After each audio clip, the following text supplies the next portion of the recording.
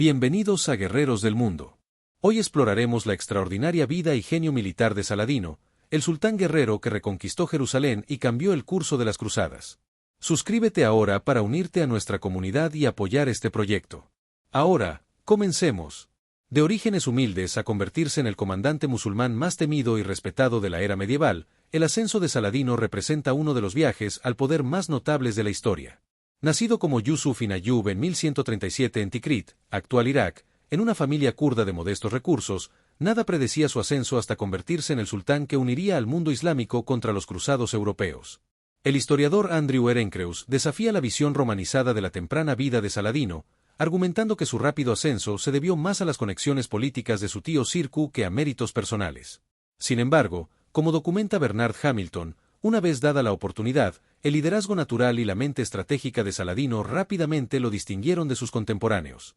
Entrenado inicialmente como administrador diplomático en lugar de guerrero, el joven Saladino sirvió en la corte de Nur ad-Din, el gobernante sirio que soñaba con unir territorios musulmanes contra los estados cruzados. Cuando su tío Sirku conquistó Egipto en 1169, Saladino lo acompañó y, tras la repentina muerte de Sirku, fue nombrado visir de Egipto con solo 31 años, un nombramiento sorprendente que muchos esperaban que fracasara. En cambio, Saladino consolidó el poder con notable rapidez, aboliendo el califato fatimí que había gobernado Egipto durante 2 siglos y restaurando el Islam suní. Cuando su antiguo maestro Nur ad-Din murió en 1174, Saladino también tomó el control de Siria, creando por primera vez desde su establecimiento un frente musulmán unificado que rodeaba los territorios cruzados. Lo que separaba a Saladino de otros ambiciosos gobernantes medievales era su capacidad para enmarcar la consolidación del poder como deber religioso. Como señala el historiador Thomas Asbridge, transformó la ambición política despiadada en una misión santa, creando el fundamento para lo que se convertiría en su mayor logro, la reconquista de Jerusalén. Cuando Saladino se declaró sultán en 1174, pocos creían que su frágil coalición de territorio sobreviviría. El mundo musulmán estaba profundamente fracturado en líneas sectarias, étnicas y políticas. Su audaz pretensión de gobernar tanto Egipto como Siria representaba una toma de poder sin precedentes que atrajo desafíos inmediatos de gobernantes musulmanes rivales. La historiadora Kereli Gembrand enfatiza que el genio de Saladino no residía solamente en tácticas de batalla, sino en su enfoque sistemático para la construcción de un imperio. Antes de enfrentarse a los reinos cruzados, pasó casi una década asegurando sus flancos y estableciendo legitimidad mediante una combinación de campañas militares, matrimonios estratégicos y maniobras diplomáticas. Su primer desafío vino de Damasco, donde rivales rechazaron su autoridad. En lugar de lanzar un asalto frontal, Saladino implementó lo que el historiador militar David Nicolle denomina paciencia estratégica. Bloqueó la ciudad mientras simultáneamente distribuía oro a ciudadanos influyentes en su interior, eventualmente asegurando su rendición sin un costoso asedio. Este patrón, combinar presión militar con términos generosos para aquellos que se sometían, se convirtió en su enfoque característico. Entre 1174 y 1186, Saladino expandió metódicamente su territorio, capturando Alepo, Mosul y otras ciudades clave mientras neutralizaba a la secta de los asesinos, nizaríes ismailíes, que había aterrorizado a gobernantes musulmanes durante generaciones. A diferencia de muchos conquistadores, rara vez ejecutaba a oponentes derrotados, incorporándolos en su administración, una práctica que el historiador de Yale Paul M. Cobb llama conquista mediante cooptación. El historiador británico P. H. Newby señala las reformas económicas de Saladino como igualmente importantes que sus campañas militares. Estandarizó la moneda, redujo impuestos sobre bienes esenciales y estableció vakfs, fundaciones caritativas, que apoyaban obras públicas. Estas medidas generaron apoyo popular que resultó crucial durante campañas militares posteriores. Para 1186, Saladino había logrado lo que parecía imposible una década antes, crear un imperio musulmán unido que se extendía desde el Cairo hasta Alepo. Como señala Bernard Lewis, construyó no meramente una colección de territorios, sino un Estado genuino con instituciones funcionales, el fundamento necesario para su histórica confrontación con los cruzados.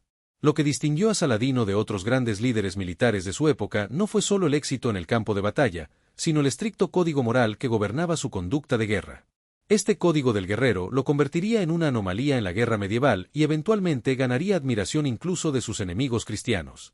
El cronista musulmán contemporáneo Ba ad-Din Insadad, quien sirvió como juez de Saladino y documentó sus campañas de primera mano, registra que Saladino prohibía matar prisioneros excepto en raras circunstancias, se oponía a la masacre de poblaciones civiles y castigaba a soldados que maltrataban a habitantes locales.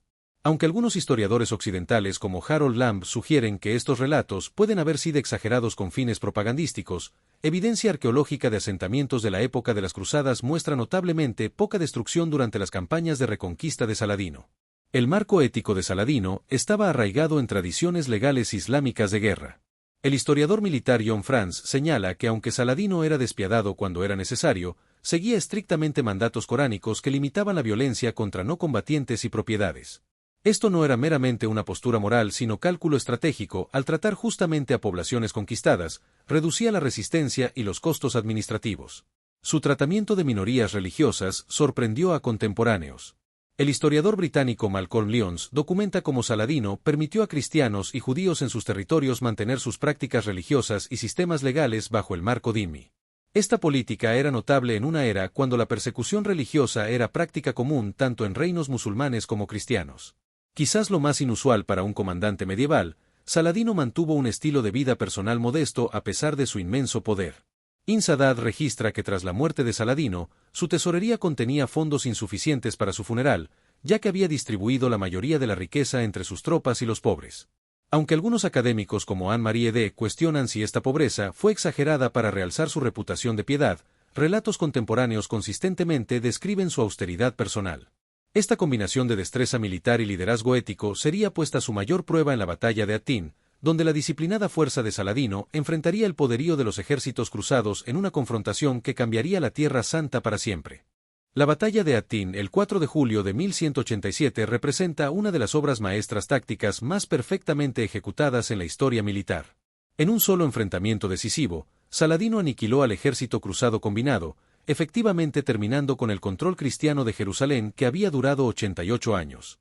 Los analistas militares modernos aún estudian esta batalla como ejemplo perfecto de manipulación estratégica del terreno, psicología y recursos. El conflicto comenzó con lo que el arqueólogo israelí Ronnie Ellenblum denomina provocación estratégica. Saladino deliberadamente violó una tregua atacando una caravana cruzada, sabiendo que esto provocaría una respuesta emocional en lugar de racional de Guy de Lusignan, el inexperto rey de Jerusalén. La crónica contemporánea Itinerarium Peregrinorum describe cómo señores cruzados más experimentados, incluido Raimundo III de Trípoli, aconsejaron cautela, pero fueron ignorados. Cuando el ejército cruzado marchó desde sus posiciones fortificadas, Saladino implementó lo que el historiador R.C. Smail llama una retirada táctica, retrocediendo mientras mantenía constante hostigamiento. Esto alejó a los cruzados fuertemente armados de las fuentes de agua durante el abrasador calor estival. Al posicionar sus fuerzas en los cuernos de Hattin, Saladino forzó al deshidratado ejército cruzado a intentar una desesperada escalada hacia las distantes aguas del mar de Galilea. El 3 de julio, la caballería ligera de Saladino rodeó a las exhaustas fuerzas cruzadas, que acamparon en terreno expuesto sin agua.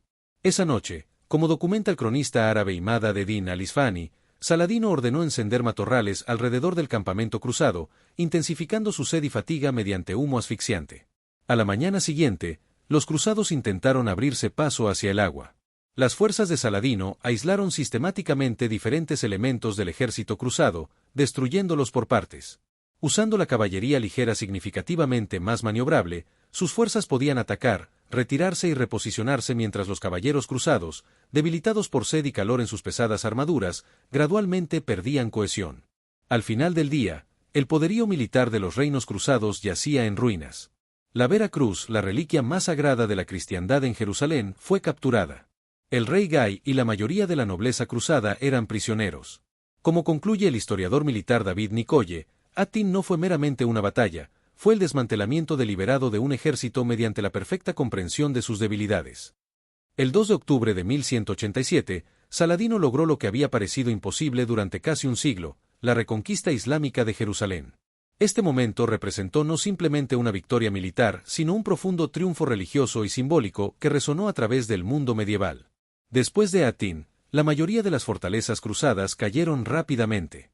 Con su principal ejército de campo destruido, castillos y ciudades se rindieron en rápida sucesión. Para septiembre, solo Jerusalén, Tiro y un puñado de fortalezas aisladas permanecían en manos cristianas. A diferencia de sus predecesores cristianos que habían masacrado a la población de Jerusalén en 1099, Saladino se aproximó a la ciudad santa con moderación estratégica. El historiador contemporáneo Guillermo de Tiro registra el pánico que se apoderó de los defensores restantes de Jerusalén, mayormente civiles, mujeres y niños, liderados por la reina Sibila y un puñado de caballeros que habían escapado de Attín. Las negociaciones iniciales fracasaron cuando Balián de Ibelín, el improvisado comandante, rechazó los términos de Saladino, amenazando con destruir sitios sagrados islámicos si se veía forzado a luchar hasta el final. El historiador Thomas Asbridge destaca cómo Saladino calibró su respuesta perfectamente. En lugar de arriesgarse a un asedio destructivo que podría dañar la cúpula de la Roca y la mezquita de Al-Aqsa, ofreció términos extraordinariamente generosos. Todos los cristianos podían comprar su libertad y partir con sus posesiones movibles. Los pobres que no podían costear el rescate serían liberados a través del tesoro personal de Saladino y contribuciones de sus oficiales. El contraste con la captura de Jerusalén por la Primera Cruzada en 1099 no podría haber sido más marcado. Donde los cruzados habían vadeado sangre hasta los tobillos, según sus propios cronistas, las fuerzas de Saladino entraron pacíficamente. Como registró el cronista musulmán Imad ad-Din, ningún hogar fue saqueado, ninguna persona dañada.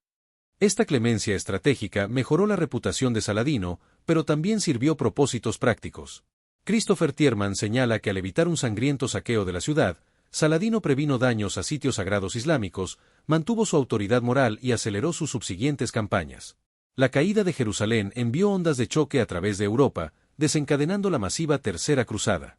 Pero la conducta ética de Saladino en la victoria se volvió tan legendaria como la conquista misma, estableciendo un modelo de guerra caballeresca que influenciaría la ética militar durante siglos. La llegada de Ricardo y de Inglaterra, el legendario Corazón de León, a Tierra Santa en 1191 presentó a Saladino su mayor desafío militar.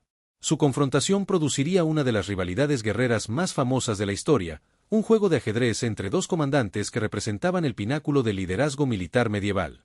Tras la caída de Jerusalén, Europa montó la masiva Tercera Cruzada, con 3 monarcas liderando expediciones separadas: Federico Barbarroja de Alemania, quien se ahogó en ruta, Felipe II de Francia y Ricardo I de Inglaterra. Ricardo rápidamente se estableció como el líder principal de la cruzada, reconquistando la crucial ciudad portuaria de Acre después de un prolongado asedio. Lo que siguió fue una serie de enfrentamientos que el historiador militar John Franz describe como una clase magistral en guerra medieval de armas combinadas. A diferencia de comandantes cruzados previos que dependían casi exclusivamente de cargas de caballería pesada, Ricardo implementó sofisticadas tácticas integrando infantería, arqueros y caballeros en formaciones disciplinadas. La batalla de Arsuf en septiembre de 1191 demostró la brillantez táctica de ambos líderes. Saladino provocó repetidamente al ejército de Ricardo durante su marcha a lo largo de la costa mediterránea, intentando interrumpir su cohesión. Ricardo mantuvo férrea disciplina, absorbiendo el hostigamiento hasta el momento perfecto, luego lanzando un devastador contraataque. Aunque Ricardo ganó el campo, Saladino preservó la mayor parte de su fuerza mediante una retirada ordenada. El historiador británico Christopher Tierman desafía la visión romantizada de su rivalidad, señalando que fue conducida principalmente a través de intermediarios en lugar de contacto directo. Sin embargo, crónicas contemporáneas de ambos lados registran creciente respeto mutuo. Cuando Ricardo cayó enfermo con fiebre, Saladino envió a su médico personal junto con hielo y fruta fresca. Cuando el caballo de Ricardo fue matado en batalla, Saladino envió un reemplazo, declarando que un caballero de su calibre no debería luchar a pie. A pesar de los éxitos tácticos de Ricardo, la paciencia estratégica de Saladino prevaleció. Al controlar el interior mientras Ricardo mantenía la costa, Saladino previno cualquier intento serio de recapturar Jerusalén. Como observa el historiador Jonathan Phillips, Ricardo podía ganar batallas, pero Saladino estaba ganando la guerra a través de posición estratégica superior, redes de suministro y capacidad para reemplazar pérdidas. Su confrontación terminó no con una batalla decisiva sino una paz negociada, el Tratado de Jaffa en 1192, que permitió a peregrinos cristianos acceso a Jerusalén mientras confirmaba el control musulmán de la ciudad, un resultado que reflejaba el estancamiento militar ingeniado por la estrategia defensiva de Saladino. Las innovaciones militares de Saladino transformaron la guerra medieval, particularmente su dominio de las condiciones de combate desértico, que neutralizaron las ventajas tradicionales de los caballeros europeos fuertemente armados. Su enfoque adaptativo creó un estilo de lucha distintivo que historiadores militares aún estudian por su efectividad contra oponentes tecnológicamente superiores. A diferencia de ejércitos europeos con su énfasis en caballería pesadamente armada y formaciones de infantería, Saladino construyó una fuerza optimizada para movilidad y sostenibilidad en ambientes áridos. El historiador militar David Nicolle identifica varias innovaciones clave. Primero, Saladino mantenía un núcleo de mamelucos, soldados esclavos profesionales, para enfrentamientos decisivos mientras usaba caballería ligera beduina y turcomana para reconocimiento, hostigamiento y cortar líneas de suministro enemigas. Segundo, revolucionó la logística para operaciones desérticas. A diferencia de ejércitos cruzados que requerían enormes trenes de bagaje, las fuerzas de Saladino usaban camellos que podían viajar 3 días sin agua mientras cargaban más peso que caballos. Su cuerpo de intendencia desarrolló un sistema de escondites de agua y depósitos de suministros ocultos a lo largo de corredores estratégicos, permitiendo a sus ejércitos aparecer en áreas que comandantes europeos consideraban infranqueables. Tercero, Saladino adaptó significativamente la guerra de asedio musulmana. Mientras ejércitos islámicos anteriores frecuentemente luchaban contra castillos europeos, los ingenieros de Saladino desarrollaron trabuquetes especializados que podían desarmarse para transporte a través de terreno desértico. El historiador Hugh Kennedy documenta cómo estos ingenios de asedio móviles podían reensamblarse en solo 2 días, permitiendo a Saladino reducir rápidamente fortificaciones que comandantes musulmanes previos habían evitado. El analista militar moderno Kenneth Maxey señala el uso del terreno por Saladino como su mayor ventaja táctica. Sus fuerzas consistentemente explotaban el conocimiento de la geografía local para establecer emboscadas, controlar fuentes de agua clave y forzar a ejércitos cruzados a luchar en condiciones desfavorables. La devastadora victoria en Atin ejemplificó este enfoque, usando terreno y clima como armas contra un enemigo tecnológicamente avanzado pero ambientalmente vulnerable. Quizás lo más innovador fue la guerra psicológica de Saladino. Mantenía una extensa red de inteligencia que incluía agentes cristianos, dándole información detallada sobre movimientos enemigos y conflictos internos.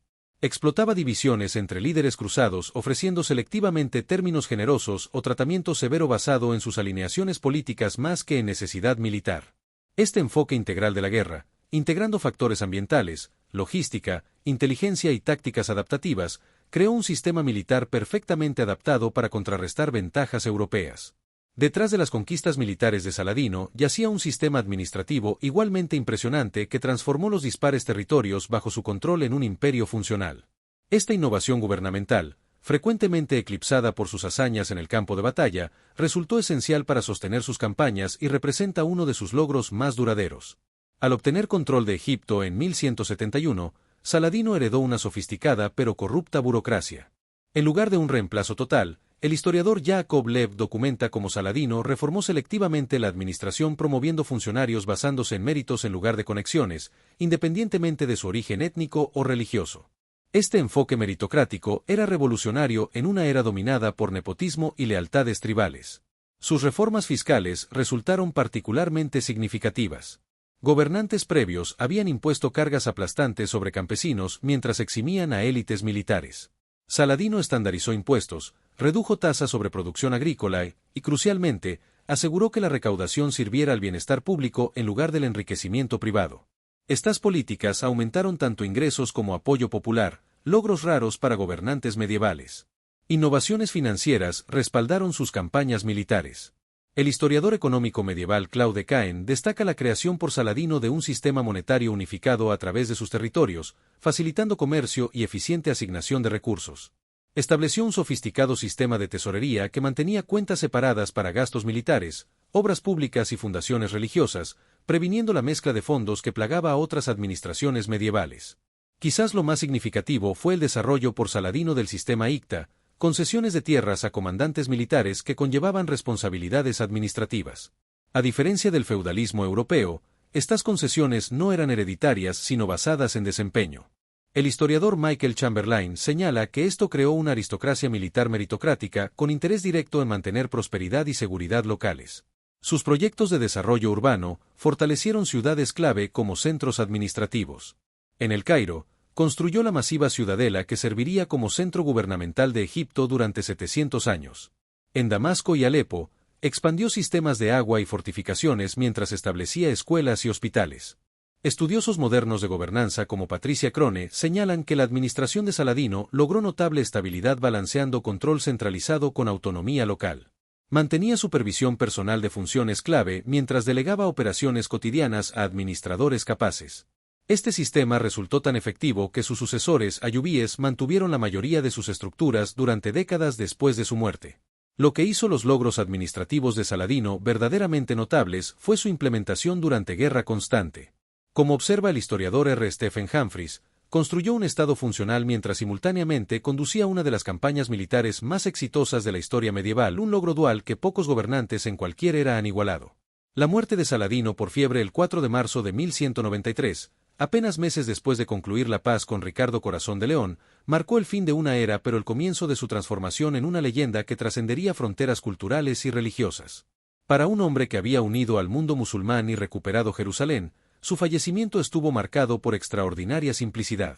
Su médico personal Injumay registró que Saladino murió poseyendo tan poca riqueza personal que su tesorería carecía de fondos suficientes para su funeral. El legendario sultán, que había comandado vastos ejércitos y gobernado territorios desde Egipto hasta Siria, había regalado la mayor parte de su riqueza, dejando solo 47 dirhams y una sola pieza de oro. Como señala el historiador Jonathan Phillips, incluso en la muerte, Saladino mantuvo los austeros hábitos personales que siempre lo distinguieron de otros gobernantes de su era. El Reino Unido que construyó se fragmentó casi inmediatamente. A pesar de cuidadosa planificación, sus 17 hijos y hermano Aladil dividieron su imperio en estados competidores. En décadas, gran parte de su legado territorial fue borrado, llevando a algunos historiadores como R. Stephen Humphreys a cuestionar la durabilidad de sus logros. Sin embargo, su legado más profundo como modelo de liderazgo islámico y guerrero caballeresco resultaría notablemente duradero. En el mundo musulmán, Saladino se convirtió en el punto de referencia contra el cual gobernantes posteriores se medían. Los sultanes mamelucos que eventualmente derrotaron a los mongoles modelaron explícitamente su gobernanza según el ejemplo de Saladino. El sultán otomano Mehmed II, que conquistó Constantinopla en 1453, citó a Saladino como su inspiración. Incluso en tiempos modernos, líderes desde Gamal Abdel Nasser hasta Saddam Hussein han invocado la memoria de Saladino para legitimar su gobierno. Más sorprendentemente, Saladino logró admiración póstuma en Europa. Dante lo ubicó entre los paganos virtuosos en su Divina Comedia, el único gobernante musulmán al que se le acordó tal respeto. Durante la era romántica, la novela de Walter Scott El Talismán cimentó la imagen de Saladino como contraparte caballeresca de Ricardo Corazón de León. Cuando el Kaiser Guillermo II visitó Damasco en 1898, comisionó una tumba de mármol para Saladino, declarándolo un caballero sin miedo ni reproche que a menudo tuvo que enseñar a sus oponentes el verdadero significado de la caballería. Quizás el legado más significativo de Saladino fue establecer un modelo de relaciones musulmán-cristianas basado en respeto mutuo en lugar de enemistad absoluta. Como concluye la historiadora Anne-Marie Ede, al demostrar que convicción religiosa y trato ético de enemigos eran compatibles, Saladino creó un paradigma de guerra que influenciaría tradiciones militares tanto islámicas como cristianas durante siglos. El Saladino histórico y la figura mitológica que emergió tras su muerte representan uno de los estudios más fascinantes de creación de leyendas en la historia. Separar hecho de ficción continúa desafiando a historiadores, con investigación reciente revelando una figura más compleja que el perfecto héroe islámico o el romanizado caballero caballeresco de la imaginación occidental. Crónicas musulmanas contemporáneas, particularmente aquellas de sus compañeros Ba'ad-ed-Din Insadad e Imad-ed-Din al-Isfahani, presentan a Saladino como paradigma de virtudes islámicas piadoso, misericordioso y devoto a la yihad. Estos relatos, aunque contienen valiosas observaciones de primera mano, fueron conscientemente elaborados para legitimar el gobierno de Saladino y conformarse a tradiciones literarias islámicas de liderazgo ideal. En contraste, fuentes cristianas tempranas como Guillermo de Tiro lo retrataban como un adversario digno, pero aún un infiel peligroso. Esta imagen experimentó una notable transformación a lo largo de siglos, evolucionando hacia el noble sarraceno de la literatura romántica medieval europea, culminando la influyente biografía de Stanley Lane Pole de 1898 que describía a Saladino como el verdadero espejo de la caballería. Historiadores modernos toman enfoques más matizados. La innovadora investigación de Anne-Marie Ede revela el cuidadoso cultivo por Saladino de su propia imagen a través del patrocinio de poetas, historiadores y eruditos religiosos que promovían su reputación de piedad y justicia. Argumenta que su legendaria generosidad servía claros propósitos políticos, comprando lealtad y mejorando su prestigio. Kerel y Gembrandt desafía tanto la mitificación islámica como occidental, señalando que Saladino podía ser despiadadamente pragmático cuando era necesario. Señala su ejecución de Reinaldo de Chatillon después de Hattin y su amenaza de ejecución masiva de caballeros templarios y hospitalarios como evidencia de que la misericordia era condicional más que absoluta en sus cálculos estratégicos. Evidencia arqueológica proporciona otra perspectiva. Recientes excavaciones en sitios cruzados conquistados por Saladino muestran destrucción limitada y rápida recuperación económica, sugiriendo que su reputación de clemencia tiene base factual, cualquiera fueran sus motivaciones. Quizás lo más intrigante es lo que el historiador Amin Maalouf denomina el doble legado de Saladino, sirviendo simultáneamente como símbolo de resistencia islámica contra agresión occidental y como modelo para diálogo constructivo musulmán-cristiano. Durante la Guerra Árabe-Israelí de 1948, fuerzas árabes nombraron su ofensiva para capturar Jerusalén Operación Saladino, mientras iniciativas de paz del siglo XX entre comunidades musulmanas y cristianas han igualmente invocado su ejemplo. El Saladino histórico, un comandante militar kurdo que unificó Egipto y Siria, recapturó Jerusalén y estableció una dinastía, logró suficiente para asegurar su lugar en la historia.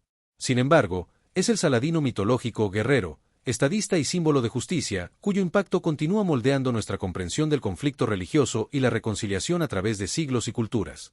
Suscríbete ahora, hazte miembro, activa las notificaciones, comparte este video con tus amigos y deja un comentario para que podamos comparar nuestros conocimientos y fuentes. Gracias por seguir nuestro canal. Hasta nuestro próximo viaje estratégico, aquí en Guerreros del Mundo.